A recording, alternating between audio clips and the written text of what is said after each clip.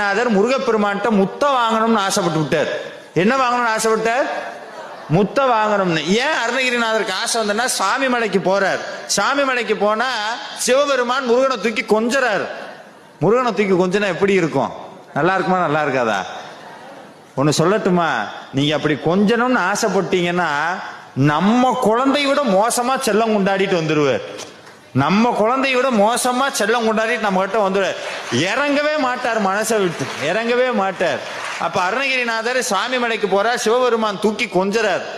ஐயோ என்னுடைய தங்கமேனு மாறி மாறி முத்தம் கொடுக்கிறார் முருகப்பெருமானுக்கு.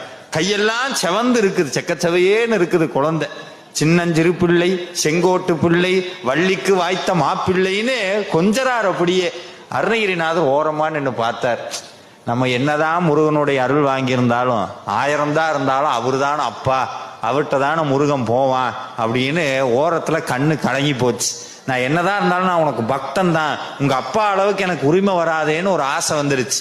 உடனே ஒரு யோசனை பண்றார், நான் திருப்பி இந்த பூமியில பிறக்கிறேன், எனக்கு கல்யாணம் ஆகட்டும், இதே மாதிரி சம்சார வாழ்க்கையில சிக்கி எவ்வளவு வினைனாலும் வரட்டும், அந்த எவ்வளவு வினை வந்தால் நான் தாங்கிக்கிறேன்.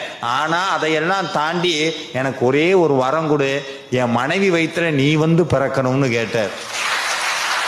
சாமி கேட்டார், எதுக்கு உனக்கு நான் வந்து பிறக்கணும்னு முருகன் கேட்டார். இல்ல உங்க அப்பா சிவபெருமான் தூக்கி தூக்கி முத்தம் கொடுக்கறத பார்த்தா எனக்கு ஆசையா இருக்கு. சாமி சொல்றார், மணிவாயின் முத்தி தர வேணும். எப்படி?